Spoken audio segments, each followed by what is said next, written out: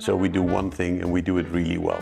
I think I've been driving electric since 2015. I can count the number of times that I've used DC charging on two hands. Okay. So this market, although we have been driving electric, I think since 2010 in the Netherlands, I think we're still early days. One thing that I really liked about Qwello is that there is a tremendous focus on one single thing, and that is AC charging.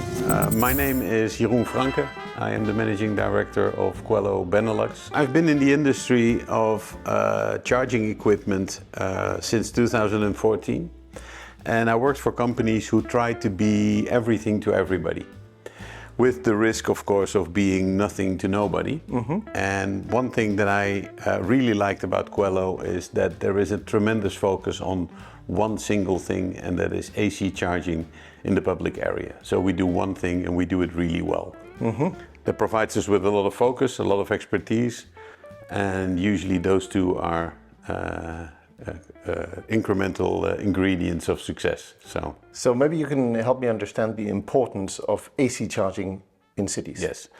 For that you basically have to look at the paradigm shift that you go through as a user when you transition from an ICE car, a petrol car, to an electric vehicle. With the petrol car, you have a tank of gas, you start driving, and whenever the red light turns up, you go to a gas station and you fill your car. The paradigm shift that you go through when you drive electric is that you start the day with a full battery.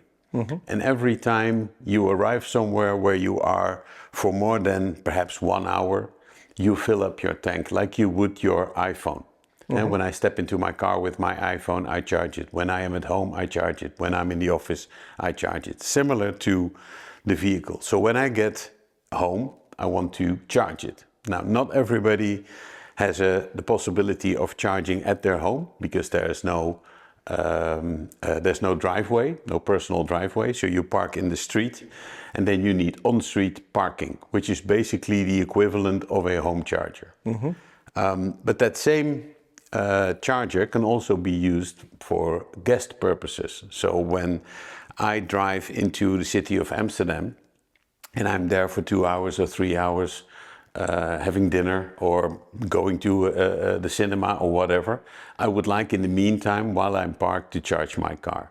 So there's multi-purposes to AC charging, which is very different from DC charging, which is mostly in corridors, so on your way somewhere, when you need a range extension to whatever range your car has. Mm-hmm. So the two are very different. I think I've been driving electric since 2015. I can count the number of times that I've used DC charging on two hands. Because in the Netherlands, in a country like the Netherlands, when your range is, on an average day, perhaps at this limit, it's 300 kilometers, AC charging is more than enough. Mm-hmm. And it's while you're doing other stuff. You don't have to wait for your car to get full. Yeah, your car charges up when you're asleep, when you're at home, when you're during an appointment or at dinner. So maybe slow charging is not the right way of calling it. Maybe it's more like unattended charging. Yeah, it's unattended charging. It's AC charging. I think all AC charging with an average of 11 kilowatts is fast charging. Mm-hmm. I drive a Tesla with quite a substantial battery, and it only takes me on average 2 or 3 hours to top it up. Mm-hmm. So that's still pretty fast. But it doesn't provide me with a short burst of power. So what happens when I drive back from Belgium to the Netherlands and my car is running low, then I stop at a DC charger, I put in 100 kilometers, I drive home, and then I connect it to AC charging again. Because it's a waste of time to use DC charging and wait while it's being charged. So unattended charging is a good term, actually. Yeah. So you talk about it being a paradigm shift. Yeah. How has the public, and I'm thinking both about the users, but also about the public administration, city hall, how have they adopted this paradigm shift? Do they understand this? I'm certain it took a while. When I started in this industry, we had in the early days we won 2 tenders, both for the city of Rotterdam and Amsterdam. We were providing the hardware to our suppliers, and together we made a proposition towards those 2 cities. And by then already the cities wanted to experiment because nobody really knew which way it was going to go. There weren't a lot of DC chargers. There were home chargers. That's of course where it starts. It always starts with the car. It's the follow the car principle. When somebody in the street buys an electric vehicle and he wants to charge it, he contacts the municipality and they start thinking, okay, how shall we accommodate this person? In the city of Amsterdam, it all started with the desire to have cleaner air for its citizens. Therefore, being a big fan of electric vehicles, electric driving, they wanted to accommodate the citizens. And then we experimented. So we started looking at strategic locations for chargers, which in some instances are very obvious. Let's say near museums or near streets where people could afford a Tesla, which was one of the first high-end electric vehicles that people bought. But over time, it shifted from strategic placements to customer-driven placements. So customers now in the Netherlands, or I shouldn't say customers, I should say EV drivers, they go onto the website of the community or suppliers like us, CPOs like us, and they request a charger for their location. Then the city or the CPO checks what the usage is of stations surrounding that. And if all lights are green, then a request is being put forward to the city for an additional charger. So that shifted very much from trial by error and just figuring out where to place chargers and how to accommodate for it, to a very well organized setup that it is today. It's actually quite efficient, and it accommodates for just enough chargers for the people that want to use them. So what is the relationship between Qwello and the public administration? Because I imagine this would require some contracts, some public licitations, some tenders to set all this up. How does this work in Holland? In the Netherlands, there are 2 ways basically of, as a municipality, to get charging stations into the ground and on the street. You either you join a concession, so a larger concession for a larger area, a province or a larger city. And then one charge point operator will win that concession and they get to place in that area. But there's also the system that we call the open market model, where a municipality writes up a contract, which in the Netherlands is standardized. Everybody uses the same open market model contract. And if you can comply as a CPO, then you can ask for the right to place chargers in that city. So in some cities we have 1 or 2, and in other cities or municipalities we have up to 6 or 7 charge point operators that have the right to place those chargers there. Now in this case, a citizen of a municipality will request a charger either at the municipality or directly at the charge point operator. And then when we judge that the request is valid, as you can imagine with Google Maps, it's easy to see whether somebody has its own driveway or not, yes, or whether there are 2 stations within 100 meters of the one they request and they're not fully occupied yet, and they're not performing at a high level, then we know it's not going to be a high chance that it's going to be agreed upon by the municipality. So we deny the claim. Or if we check all the boxes, we say, okay, city, we've received an interesting request. Can you judge this? And then we have to jump through a set of hoops, a set of rules that we have to comply with.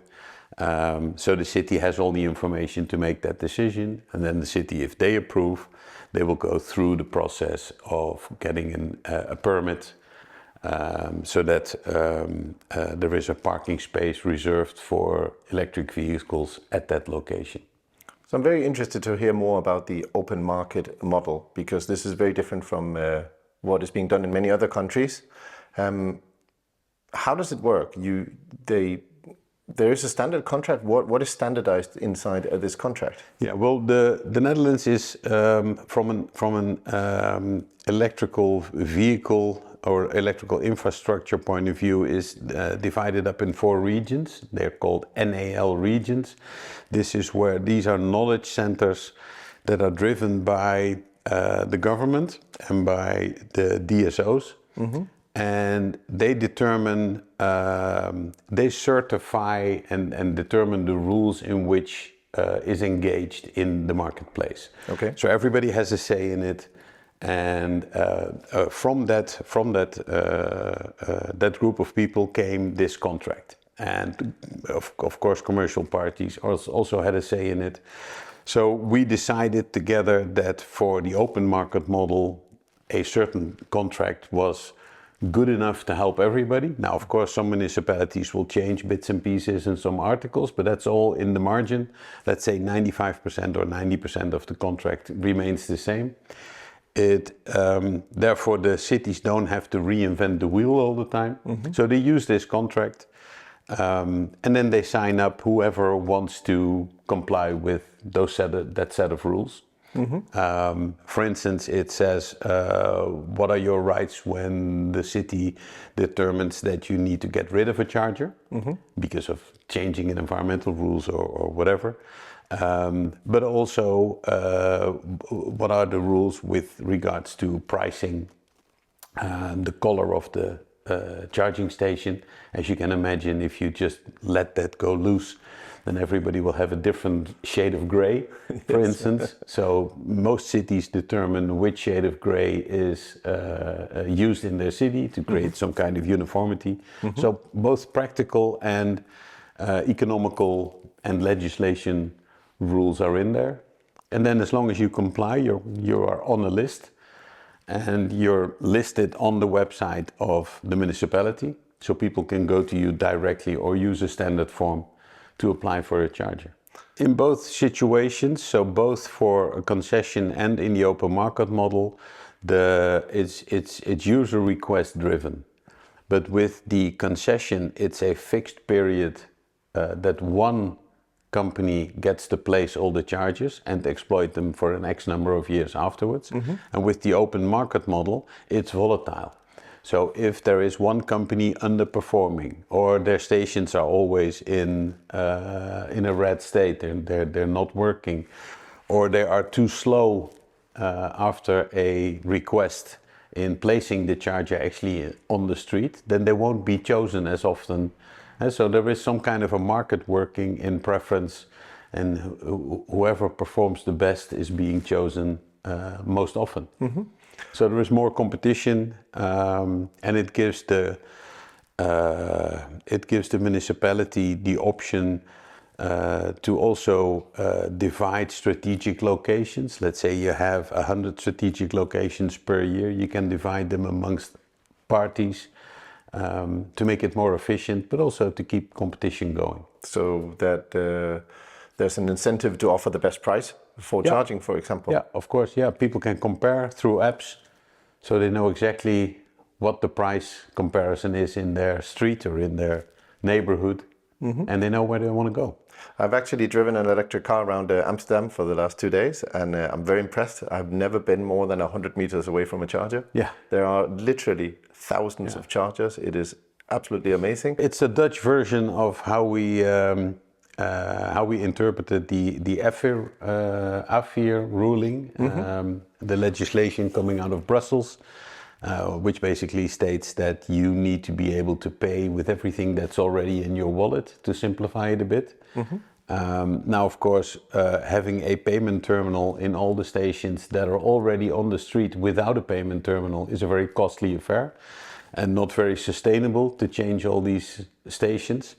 So we came up with a QR code that you can scan and you can do a direct payment rather than having a subscription to an EMSP, a mobility service provider card, where you have a subscription, which makes it, of course, for foreigners, but also for private individuals who don't have a company card, accessible. Plus you eliminate the margin that a mobility service provider would normally make on that transaction. And they provide a service, so they want some margin for it. And when you drive up to the station itself and you pay whatever is being asked on the station, it's less expensive. So there is a monetary benefit. How do you think about the future for this? Because right now there are still, I believe in Holland, it's 30 to 40% of new car sales are fully electric. Yeah. But it will still take quite a long time to change the entire fleet of cars into electric vehicles. Yeah. But Well, is it even possible with it's the assumption that it's all going to be electric. Okay. I don't think that when the petrol car was invented and there was diesel, there was ever a discussion whether diesel or petrol would win. They coexist. I think there will always be a demand for other fuels than electric. I don't think it's the aim to electrify everything, but there is a very good reason to decarbonize our transport. Of course. But maybe it is hydrogen in the future, or maybe it's something completely different. I don't know. But even so, is there an upper limit to how many electric cars and infrastructure like Amsterdam can take? I am sure that there is. We have some net congestion in the Netherlands already. The electricity net is a zero-sum game. So whatever you put in, if you generate electricity, it has to go out at the same time. You can't store it on the grid itself. So that is a balancing act that is quite substantial. And the grid operators have difficulty balancing the net. They also have difficulty in order to organize for the peak moments in the day. So we as CPOs are trying to help out by offering mitigating rules for against net congestion. So you can have dynamic pricing? That can be a pricing stimulus, but so for instance, if you take into account that between 6 o'clock in the evening and 9 o'clock in the evening there is a peak because everybody gets home, turns on his air conditioning, the oven, the car, etc., etc., then it would make sense for most people that would only need their car at 7 o'clock in the morning again to delay the charging session to a moment where there is enough unbalance in the net to provide with charging. So perhaps after 11, between 11 and 2. Now, if you give that customer an incentive to do that, or if you give them an override not to do it, because some people may need to jump into a car again to go to the airport in the evening, or whatever reason they may have. So if they can override it and if it's stimulated to do it, then that would solve a significant problem on the net. So we are learning as we go, sometimes driven by flaws in the system, like net congestion, and sometimes driven by innovation. I think the open market model is an example of both. So on the one hand, we noticed that the concessions weren't helping everybody. Not all municipalities, especially the smaller ones, or the ones in the surroundings of larger areas, felt that they were taking as seriously as the larger cities.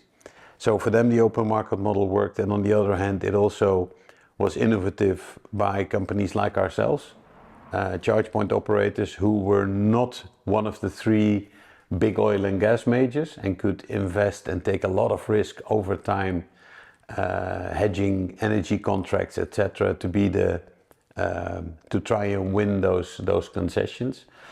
So it gave them an innovative way of taking part in the market, but not by participating in concessions. Okay. So this market, although we have been driving electric, I think, since 2010 in the Netherlands. I think we're still early days. It's developing, we're learning. Protocols are changing, technology is changing, demand from customers are changing. It's getting more and more mature, but still it's early days. Still, it's early days. And I guess when you talk about AC charging, it is easier to find a grid connection for an AC charging post than if you want to set up a hub with, fast chargers and everything. Of course. It's a much easier infrastructure. Yeah, it's easier infrastructure, plus it's everywhere. Yeah. Everywhere is a possible connection for your AC charger. Whereas with DC chargers, they're mostly located at high volume locations, so near big autostradas and on strategic locations in hubs near international routes and such. Whereas AC charging can be done everywhere. And it's something that I think out of the 365 days, me personally, although I have a car with a significant battery, I think I use it at least 350 days out of the year. Because I'm so used to topping up the car and putting it away when I'm done charging. Yes. I live in a city very close to Amsterdam. It's a medieval city, so we don't have our own driveways. So we use AC charging always. And since we know everybody in our city, it's only 3,500 people, you don't want to occupy the charger for your neighbors. So when I charge overnight, the next day I will take it off and I'll park it at a normal parking space so somebody else can take the charger. Yeah, because you don't need one charger for one car. No. One charger can service many cars. Yeah, no, that's absolutely true. And in the early days, we thought that we needed apps and we needed all kinds of technology to arrange